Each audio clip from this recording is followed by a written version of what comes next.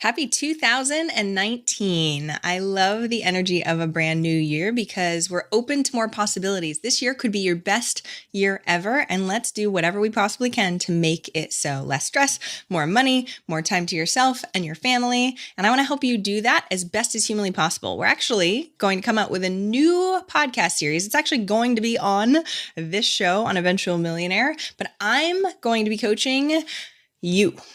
Yes. Hopefully you, maybe not you, but you. So if you apply, maybe it can be you. So we're looking for six-figure owners in whatever niche, industry, anything. And I'm going to be coaching you, quote unquote, live, right? And if you're feeling very vulnerable about sharing potentially numbers or anything, we can totally put a cool like superhero mask on you and a voice changer so you sound super awesome. So that way I can give you the advice that you need that will make a huge change in your business for 2019. So if you go to eventualmillionaire.com/laser, LASER. You can apply for that. We're taking 6 amazing business owners, amazing as a human. You don't have to have an amazing business. Don't worry. I will help you make it amazing. Again, it's eventualmillionaire.com/laser. Potent advice and inspiration from real self-made millionaires. Welcome to the Eventual Millionaire with your host, Jaime Masters. Welcome to Eventual Millionaire. I am Jaime Masters, and today on the show, we have Diana House. You can check her out at dianahouse.com. She's sold 2 businesses in the e-com space. She's even been on Dragon's Den and made a deal. Thanks so much for coming on the show today. Thanks so much for having me, Jaime. I love your podcast so much. Your bio sounds really amazing also, by the way. It's like, I did this, I did that, I did that. And I've known you for a few years and seen you build out like the e-com company from before. Tell me a little bit about that and how it was to build it and to sell it. Yeah, so I am just starting, I think, my 10th year as an entrepreneur. And I started my first e-commerce company right after finishing law school, selling all my belongings and fleeing to Bali. And when I started the first e-commerce company, e-commerce wasn't really a thing. Being an entrepreneur was not yet on trend. So it was all a very new space. I don't think podcasts were even, like they maybe existed, but no one was listening to them. So there wasn't a lot of support out there. So I started my first business without really being an entrepreneur. It was an e-commerce company called tinydevotions.com. And we were the first company in the, luxury yoga jewelry space. The best way to explain it is like if Lululemon created jewelry and accessories. So you did that way before, like when we think of digital nomads right now and they all go to Bali and they all create e-com stores because that's sort of the trend now. You were way ahead of that trend, right? For sure. And it wasn't because I was like brilliant or anything. It was just really out of a place of like survival and not wanting to be a lawyer. I was so clear in my body that I would really hate law that I was like, I need to come up with a different plan. And I was very much unemployable at the time. It was 2008. And I applied at 150 jobs outside of law and not even good jobs, like very entry jobs. And I was in a new city. I knew no one and I could not get an interview. So it was really only because of these like circumstances where I was like broke, depressed, had no opportunities that I had to create an opportunity. And thankfully, my trip to Bali had sparked this idea about this product that no one was doing in the West. So it was a very kind of, lucky win. That makes us feel so much better, by the way, because usually people come on and they're like, well, I started this thing. I had this amazing idea. And you're like, yeah, I had no other options. So how did you actually get that idea? Because that's the other piece. If you haven't been in business before, having an idea and going, bing, this is it from no knowledge prior and then having it work. How did that come through? So when I talk to people about this, you need to be in a space. A certain kind of space to be able to identify ideas. Ideas are around us all the time. But if you are so busy that you have no white space, the idea does not have like the opportunity to drop. And so for me, I had been in law school for 3 years. It was very intense. I was very, intellectually stimulated for a long time. And going to Bali, I was doing a yoga teacher training at the time. I had nothing but space. We would meditate for 2 hours every morning. I would have so much downtime that it really gave me the space to then be able to start asking myself questions like, what is around me? What opportunities do I have? What's interesting right now? And so it was really creating so much white space and then being super like tuned into everything around me that when I saw these I know Ubud in Bali has changed a lot, but I think at the time there was a lot of like really hipster, cool LA kids, and they were all wearing these beads. And I'm not particularly cool or fashionable, but I can spot cool. And I was like, okay, those people are cool. They're wearing these beads. Like, I'm drawn to them. Like, there might be something here. But I left Bali with three ideas. I thought about importing art from Bali. I thought about being, a professional yoga teacher, which I would have been horrible at because I'm not very coordinated.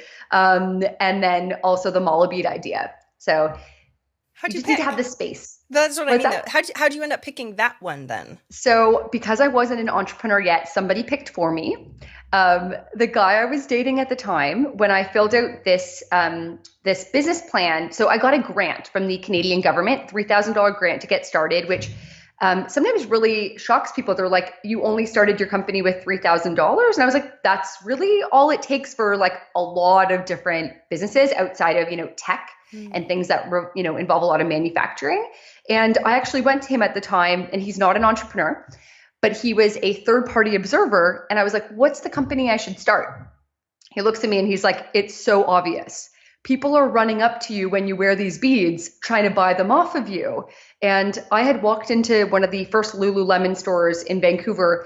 Their head designer had come up to me and bought my necklace off of my neck. And I still didn't understand that that was the business. Wow. I love that story. It makes us all feel so much better when opportunities go through and you're like, how come I could have, right? Okay, so thank goodness some random third-party non-entrepreneur, not random, but boyfriend, but still, told you the idea that you couldn't actually see. That's awesome. Okay, so tell me a little bit more, because you had that company for a long period of time, and that market changed a lot. Theirs was a lot of competition as we came. So sort of tell me the trajectory through line of that business. Yeah, it was pretty crazy. We went from a complete blue ocean, borderline too early at the beginning. Really? Oh, yeah, because we were the only company out here. So people just like didn't even understand this concept. And I almost think I was maybe even a year too early because I don't think I understood how hot of an idea this was. And I actually backed off about 2 or 3 years in. I put the company on autopilot and got a job in management because I was horrible at managing people. And in that gap, a lot of different people entered the marketplace in that 6-month period. When I did come back from that, I call it an entrepreneur sabbatical. It was like, a working vacation. We grew massively. We grew like 77% that year. But at that point, we let like some major competitors in. So I feel like I've seen the full cycle of being a little bit too early, then being in a blue ocean, and then turning into a like what I call bloody waters, red ocean situation. Right. Everybody and their brother's creating one right now. You're like, okay. It is crazy. So my hometown, London, Ontario, Canada, I always joke that we have the most mala bead per capita companies because everyone saw me and I was doing this and like everyone started, a mala company.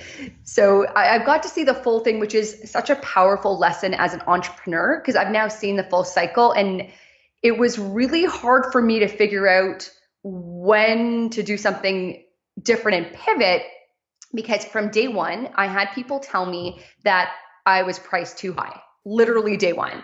And because I think our products were around the $108 point, and I'm really good at finances, which I know we'll talk about. And I figured it out that I had like a 10x, gross up. So we had, really, really, really great margins. And people told me from day one it was too expensive.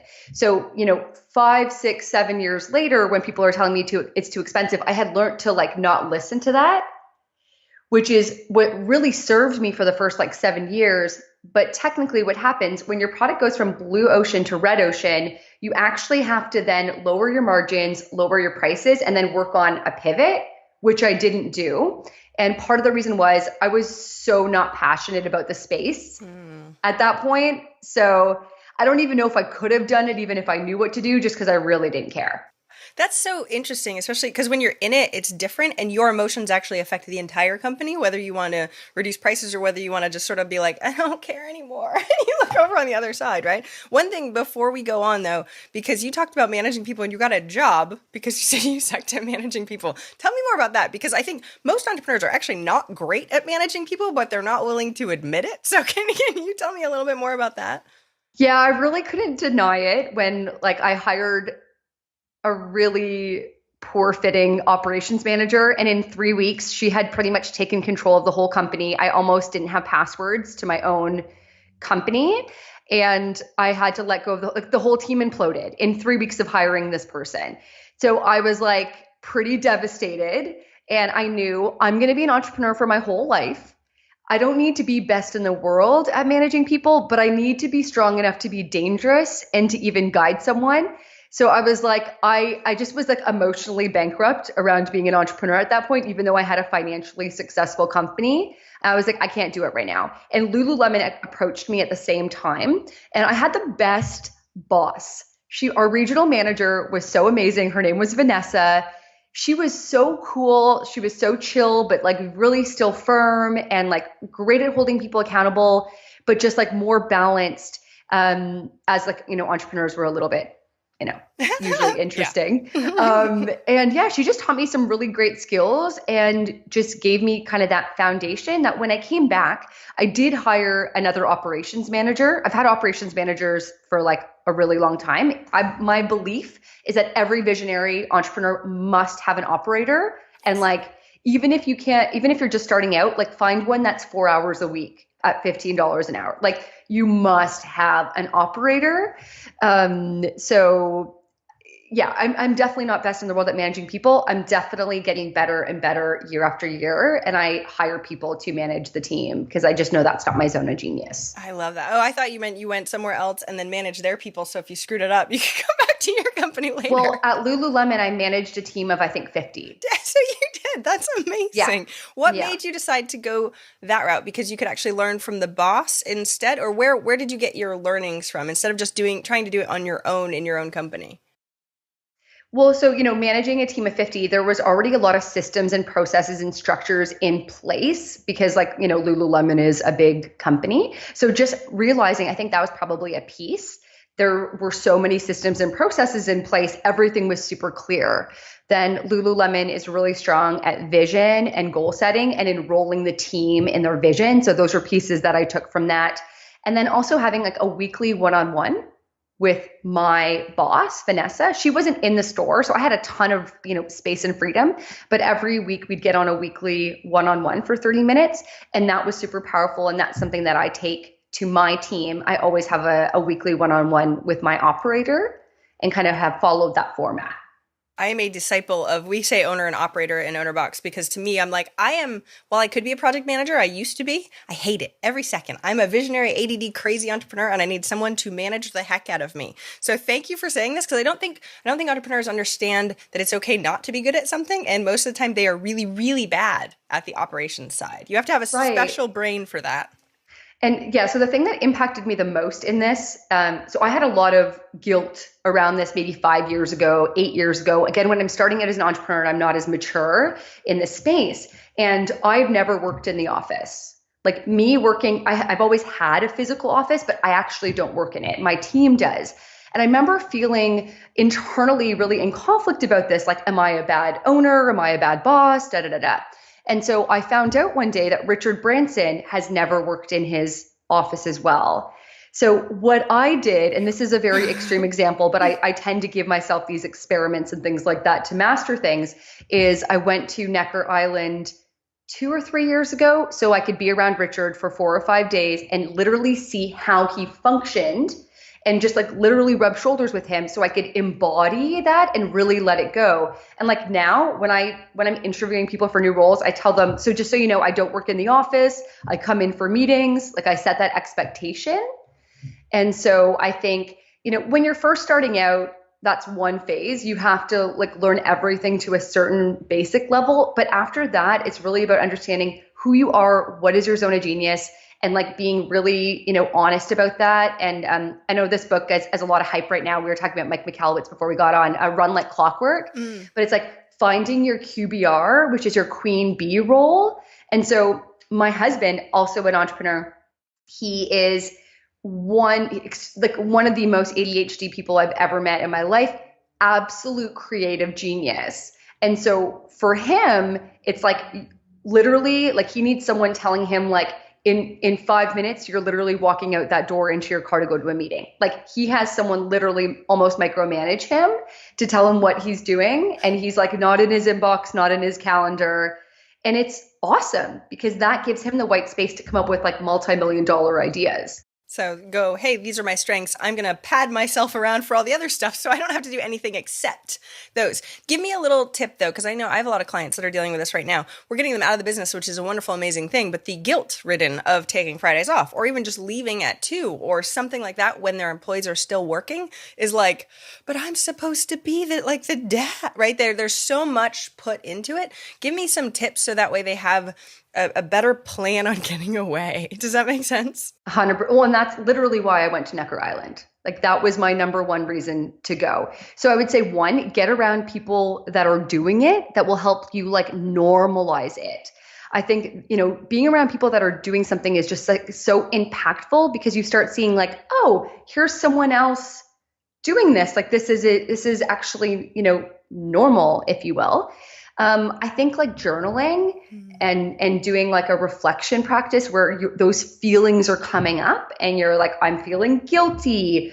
Whatever. And guilt is such a strong emotion for entrepreneurs. I actually was doing some writing about this morning around, there's this huge trend around having open financials in companies. And I'm actually against it, but I'm very open-minded. And I was like, I want to hear like, what do people think who do this? And everyone I talk to who runs an open financial system, when they spoke with me in private, they're like, I feel so guilty. The employees feel like I'm making too much money, even if they're really not. Yep. So guilt is a huge thing for entrepreneurs in many different facets. So having a reflection practice, maybe having a therapist, maybe having a coach to work through that emotion on a really deep level. And I think like time is another thing. As you mature as an entrepreneur, things affect you less. When I started out, I was like, I classified myself as like highly sensitive. And I took all of this like so to heart, and it'd be so hard to like let someone go or like give someone feedback. And now I'm like, this is just like part of the role. It's weird. You develop a muscle around it. I want to get into finances in a second, but being a female, I feel like as an entrepreneur is a little bit different too, especially on the emotional side, like you were talking. I love that you're saying journaling and stuff like that. And to me, especially, I'm the nice one, right? Like I'm not mean, right? So firing people was a pain for like a huge big deal. I've gotten so much better at it. It still sucks, but going through the pieces, I feel like even as a woman, the emotional side of not hurting people, we're told to like, you're supposed to be nice to absolutely everyone, right? And when you're in business, it's like, it's kind of hardcore sometimes. So how do you manage that? Or how do you think it was just the time thing that you got better and better? Or was there emotional side that you went through in order to get better at it and really separate the business from but I'm trying to be a nice human being, right? Yeah, for sure. And I mean, I think firing people will never be easy. It shouldn't be. No offense, but it really shouldn't be. If you're a human being, yes. Like it's never going to be easy, but it does get easier. And you start to be able to make the decision from a more boss place. And so, I mean, for me, I had a life coach named Leanne Raymond. She is phenomenal. I had her for 2 or 3 years on call, plus a weekly call to help me work through this stuff. This was like a serious journey. I was a mess around this stuff. Like I was such a mess around people and lack of boundaries. And with Tiny Devotions, I feel like I even almost had like a codependent relationship with the company and definitely with a staff member or two. So like it was just such a journey so that now like I just don't do those things. Like I just don't have arrangements like that with myself and with companies or with myself and employees. there's very strong boundaries. And even when I was selling Tiny Devotions, the last few weeks, so I sold it at the end of the summer of 2018. My last few weeks, like it was over, and my team already knew that it was sold. I dropped all my boundaries with them, and they were like, "This is so awesome." And I'm like, "Guys, this would never have happened though." Like they got to see me, like the real me without those boundaries, and they're like, "Oh, this is like so nice that we get to have this time." And I'm like, I know it is really nice, but like this just never would have worked if I just acted like your friend. Yeah. So it was really funny. And I actually had a great relationship with the team. So it was, they liked it. People like having boundaries and understanding like what's right and what's wrong and what's cool. And of course, be fair and be reasonable and be friendly, but having that line is super important. And one of my goals for 2019 actually is to have billionaire boundaries. I love that. Billionaire boundaries. And I think that might be a book title. I should probably buy this domain before this goes live. Yes. And I mean, this is a bit of a segue, but it kind of ties in. So I should tell you the story. Yeah. So a few years ago, I emailed Chip Wilson, who is the founder of Lululemon. He's a billionaire. And I had got to spend some time with him. I'd climbed a mountain with him once. So I did have a relationship with him. And I asked him, Chip, would you mentor me? Because he is like, which is like, please never, no one ever ask anyone that question. Like that was so amateur of me that I even asked it that way, but that's okay. And he wrote back one of the most powerful emails I've ever got. One word, no. No justification, no further explanation, just no. And like, I was offended for a whole 3 seconds. And then I was like, he just mentored me. Right? He just did. Like, I just learned something. So billionaire boundaries. I so appreciate you saying this, because the thing that I don't think people talk about at all, and we don't talk about finances either, don't get me wrong, but we don't talk about the emotional strain of small things like boundaries, or they seem so small and it affects everything else. Even just having an org chart that's a little bit off skew and you going, "Oh, I'm just gonna pop in and help them with here, and then I'm gonna go over here and the entrepreneur is killing themselves because of it, and they don't understand what they're doing, right? But they're like, "I'm being nice." Oh, it's like you're making it harder on everyone, and you don't even realize it. From the outside, it's easy to see, but on the inside, it's hard to. Can you say what some of the problems that came up back then beforehand, so people can start to identify a little bit with what it fixed? Because that it's hugely important, right? If you don't mind, of course. Yeah, I mean, first, I'm just laughing because there's so many. Like the first one being like complete burnout. Like complete burnout, right? Like, physically, psychologically, emotionally, like that is no way to run a company. I think also like you're not fully developing people at that point. So one of the things I'm most proud about is the roles that people have had once they've left, my organization. And I have bred just some incredible leaders. And I've had people come up to me who've known like my operations manager from previous, being like, "Wow, that person is like so amazing. Like they're so efficient. Like they run this business like a boss." And I'm like, it's incredible. And I was like, okay, when I met them, they had zero business experience. And so one of my proudest achievements is actually developing people. And if you don't have boundaries, and if you're not empowering them to step in and really own things, they will not develop into world-class leaders. I love that you say that when you are not the direct manager either, and you have an ops manager in between, because everyone's like, "Well, I have to be the person that's telling them all the things." No, you don't. You can still empower them from above, right? For sure. Makes a huge difference. One of my goals is always to be the least important person in my company. That should be everybody's goal. But unfortunately, and this is the emotional side that I'm talking about, like as an entrepreneur, we also get our fulfillment from it. And so when we do, we're like, "Oh, but I love being the most important person in the company, and everybody has to check in with me, and all these things have to happen, because if I don't, then who am I? And I'm not important anymore." There's like, I'm a coach. I deal with all these like weird nuances of, yes, that's interesting, right? Because the stories that we levels. Have. Yeah. It's all like, I went through all of that. Like, you go through I want to be really important. Like I need to hang on to the marketing. I need to hang on to this. And I think, if you've been in the game for a few years, hopefully you have new problems. If you don't, I would have you really reflect on like, why are my problems the same? Because like there are new level, new devil, new problems. And like, I hope I have new problems next year. Because you should, because as you evolve as a human, there's always something, Yeah, unfortunately totally. or fortunately, right? Where there's always getting better and better and better. But I appreciate you saying that you also did 2 years of coaching in order to get through some of this, because I think we sort of go, oh, well, we just set some boundaries and then we're all set, right? So Oh, it's easy. more than 2 years of coaching, but I think I had 2 to 3 years with this one specific life coach. Mm-hmm. I've done tons of other coaching and development. I mean, I know, like investing in coaches, investing in like the right program, not over investing, which is actually a trend I see now, is entrepreneurs spending like $250,000 of a year on development when they have a 7-figure company. I'm like, what are you doing? You're giving so much of your profit away. But having, a line item for coaching development is so crucial. That's the perfect segue to finances. So what should be the percentage of development, right? For especially on different sizes of companies. Yeah, so I don't have a percentage for anything, which is a huge thing that I struggled with when I was really stepping into mastery around the finance side. So for background, didn't go to business school, not epic at math. Like I can multiply and subtract, like is really what I can do. I'm not an Excel wizard or anything like that. So when I started my first business 10 years ago, literally I had like this one plastic sleeve of all my receipts, and that was like my books. But I realized again, I will be a lifelong entrepreneur.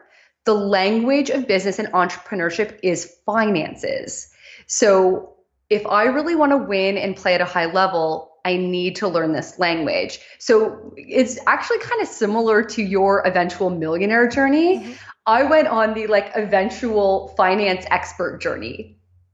And it was, not a public journey, it was a private journey.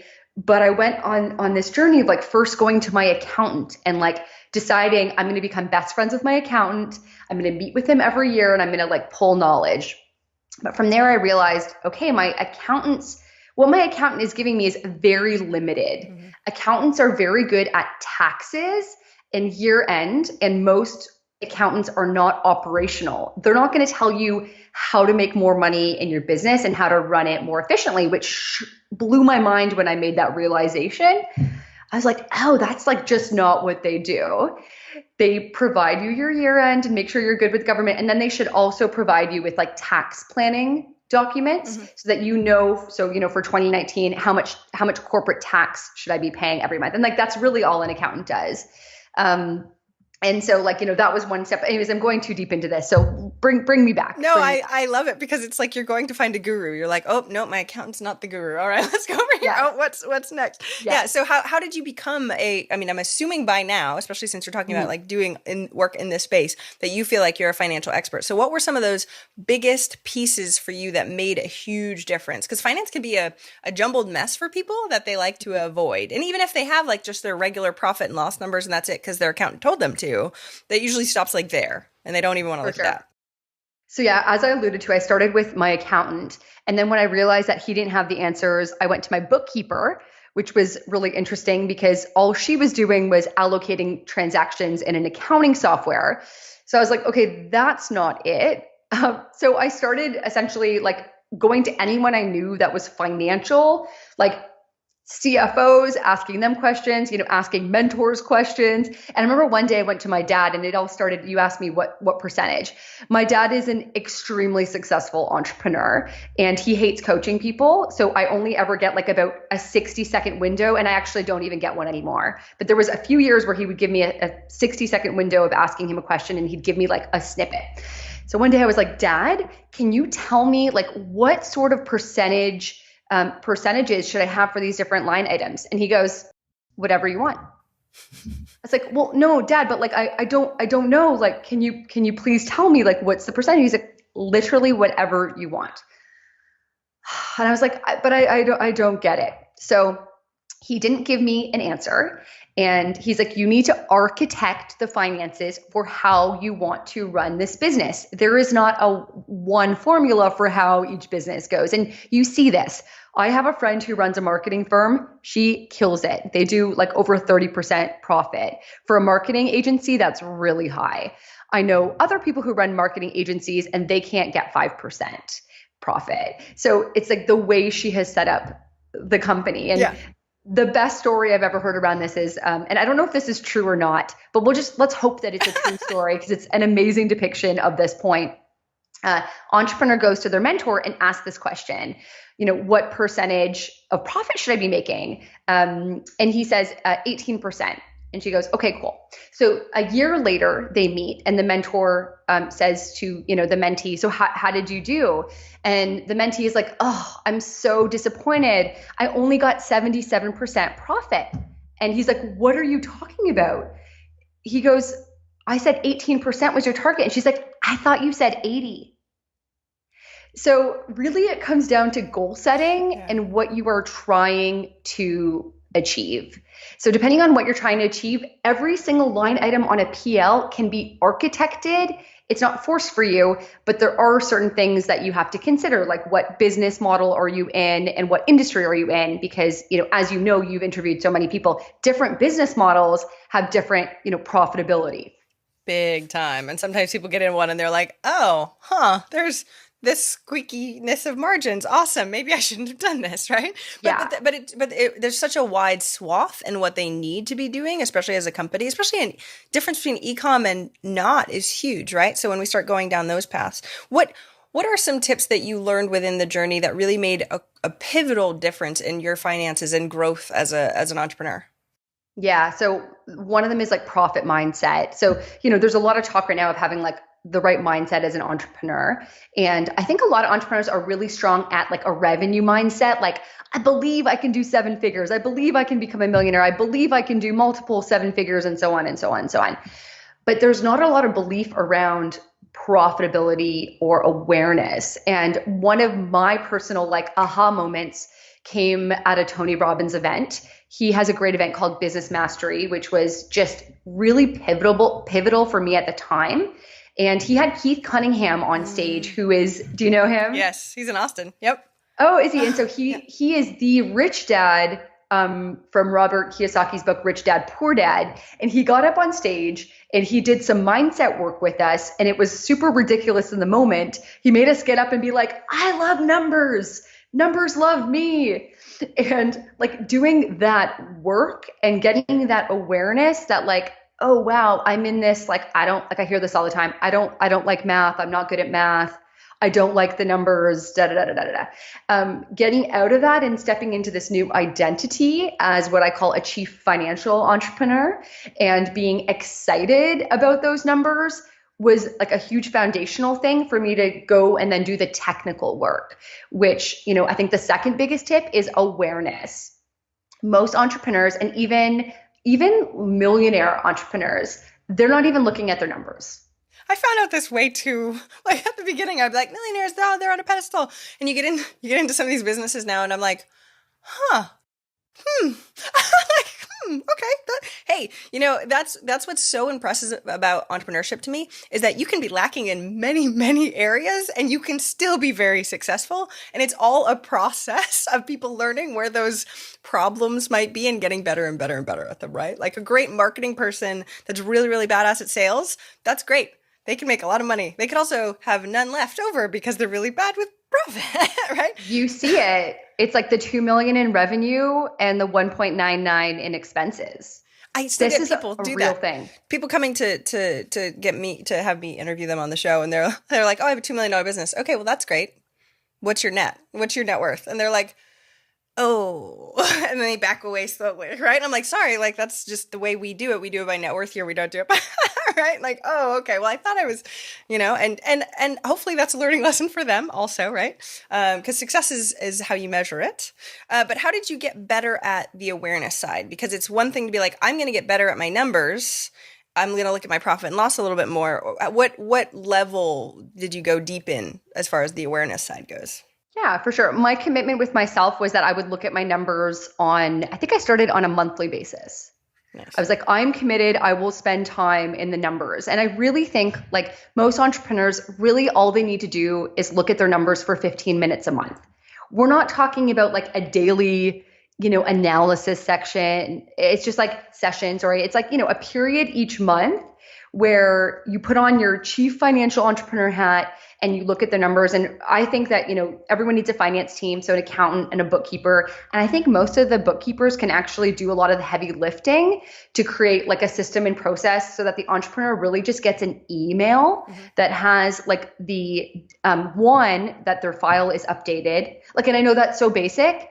Most entrepreneurs do not get their data in a timely fashion. So they get their data 6 months after the fact. And at that point, it's just not helpful. You need real-time data. And I don't mean like to the day, but it's either a weekly email or a monthly email from whoever is doing your bookkeeping. And like, it should not be the entrepreneur like 99% of the time. You could find a $15, $20, $25, bookkeeper to do this.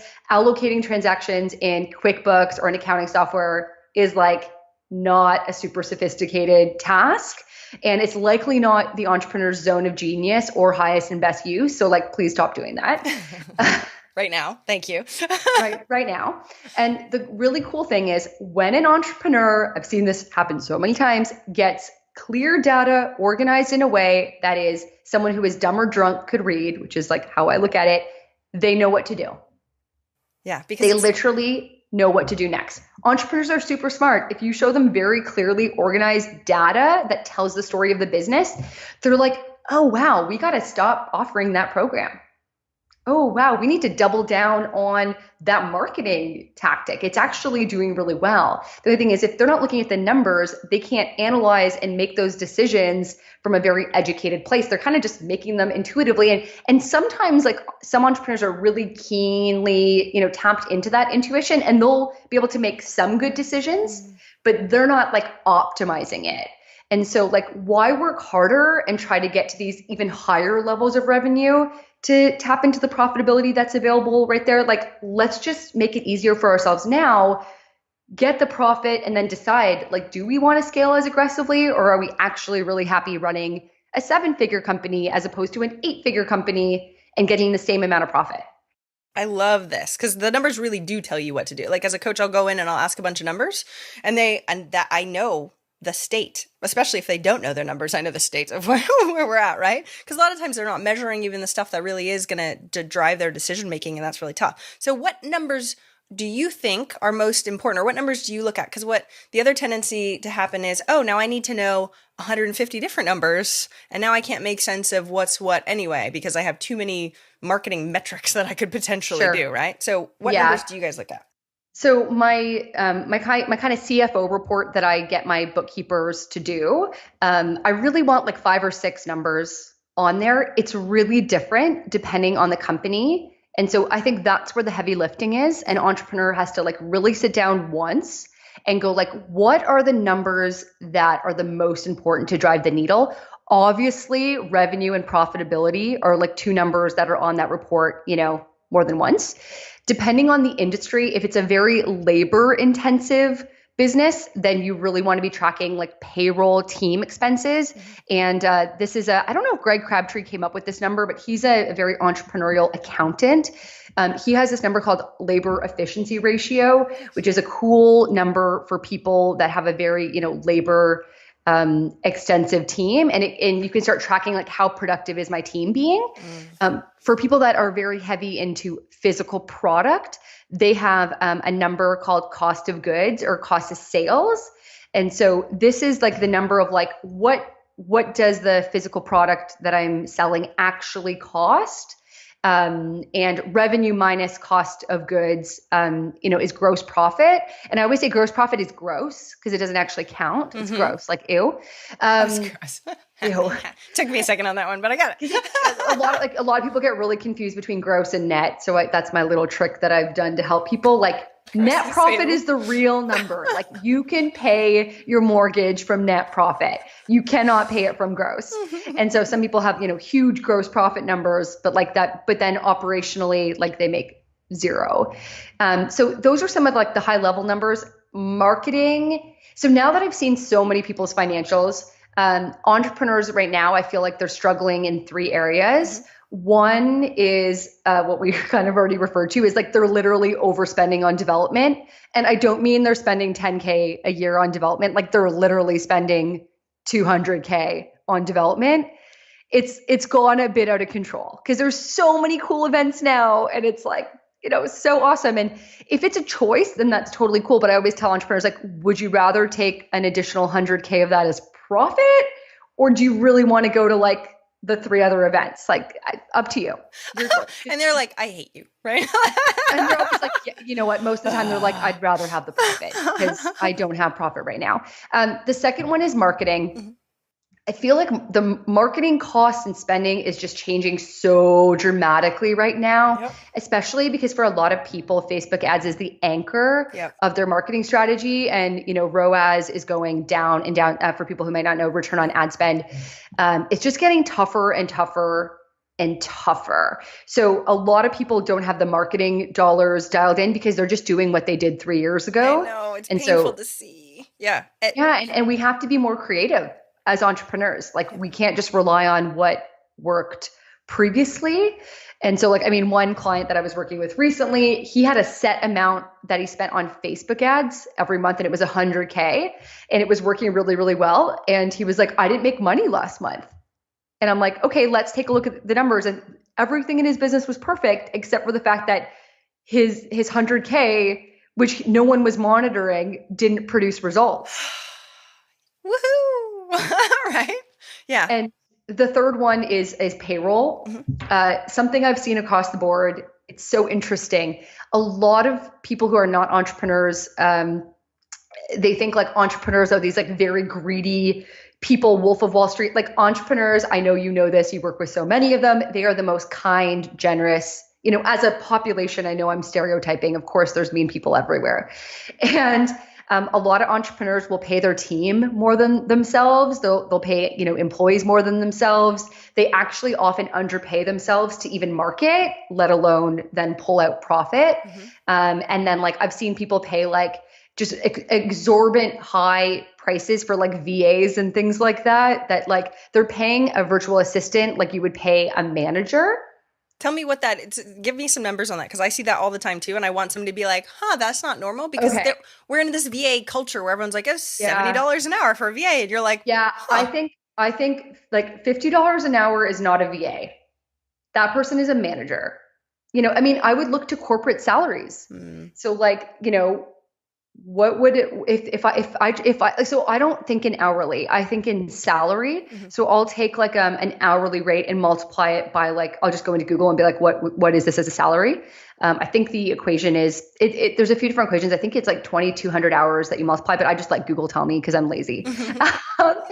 And I always think in salary, okay, this person's making 100K on a 40-hour a week basis. That's management. And I think it's got a bit insanity in the online marketing space. People online, a lot of these virtual assistants and things like that, they're just charging exorbitant amounts. Whereas if you find someone local, it's a lot more of a reasonable market rate, people who aren't in the industry. So I have a lot of very successful entrepreneur friends that I know you know as well. And they're like, let's stop hiring people from that space. Let's just go local. And find people who, have been in the corporate world who have much more reasonable expectations. I love that you say this because entrepreneurs also, especially that are paying 50 to plus for VAs, are scared of having a W-2 employee. And because they're scared, they're like, oh, but it's less risky. And you're like, but all your money is going away and they're not managing. So you now have no time to do anything because you're managing and doing this other stuff. Right. It starts to get crazy.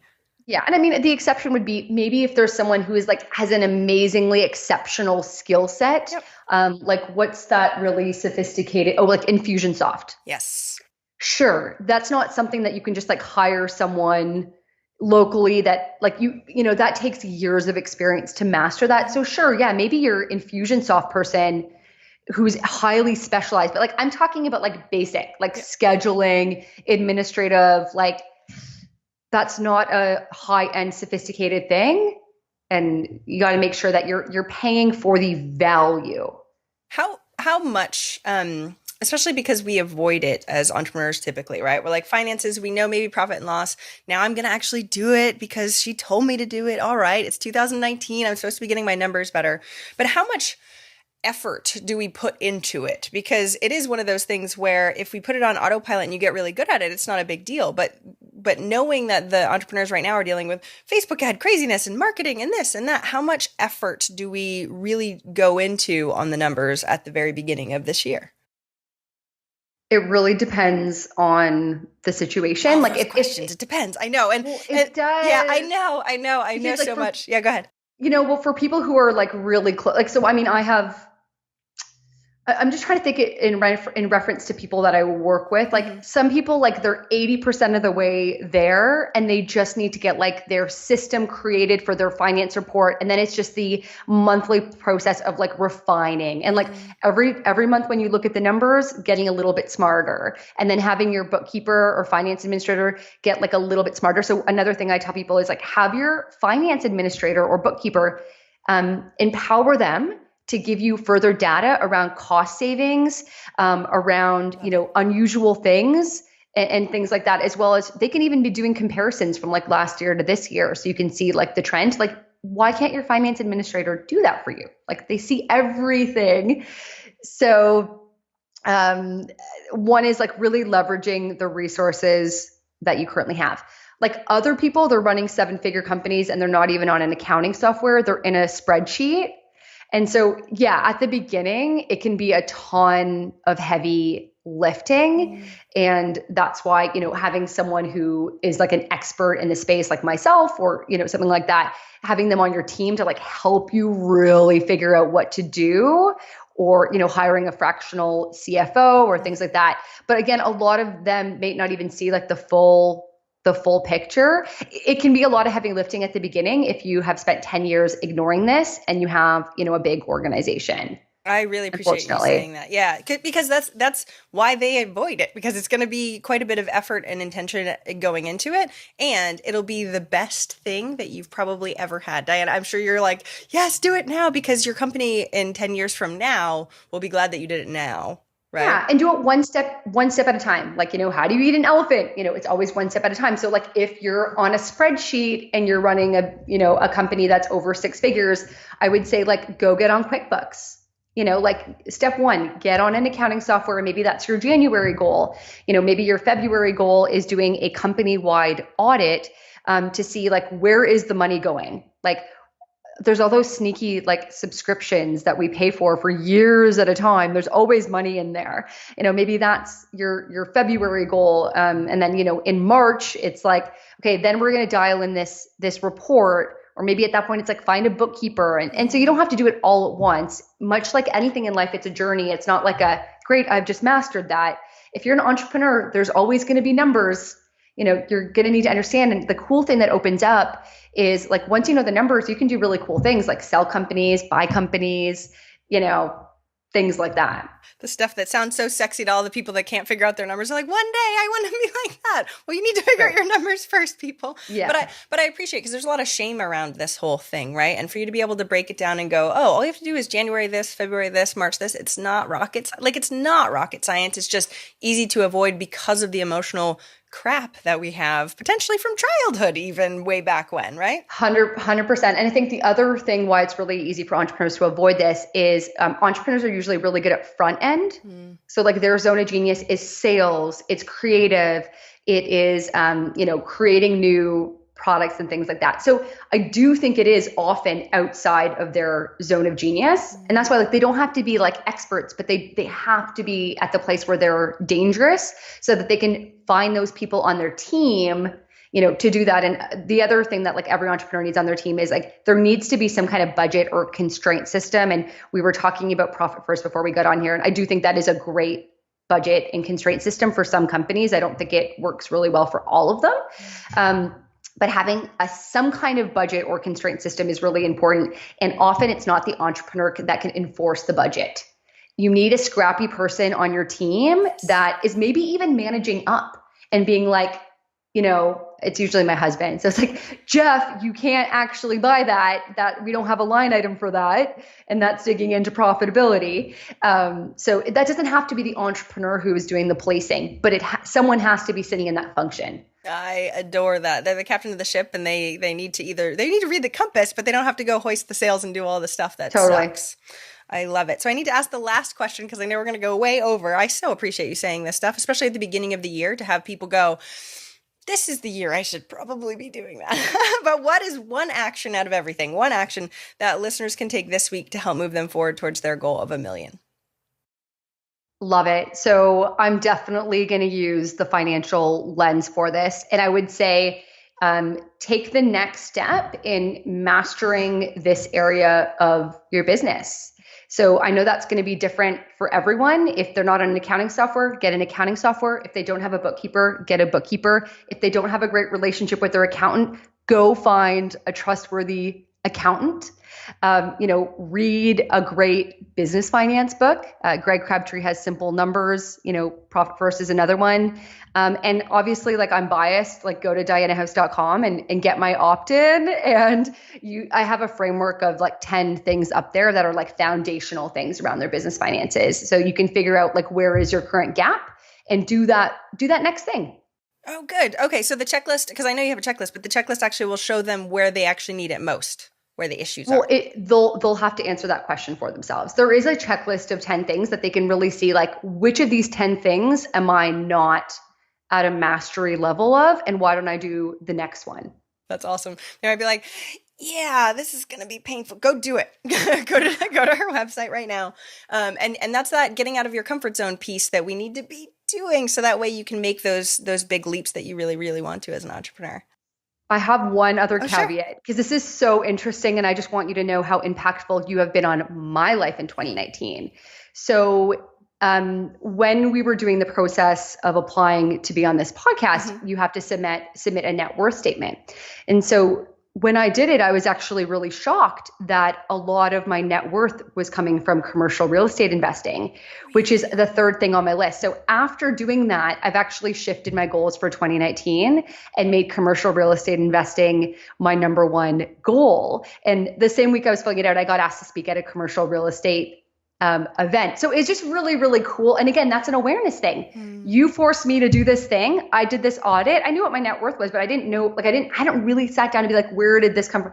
And I was like, oh my goodness, that's so interesting. So that's another great thing that your viewers should do is do their, net worth analysis and really see, like, what is their net worth and where did it come from? And what does that mean for what I want to do next? Oh, I love that. Because that's the other piece, is that awareness step where you're like, oh, wait, I'm making all my money over here. Why am I not doing that? Literally. I was like, I'm so basic. How did I miss that?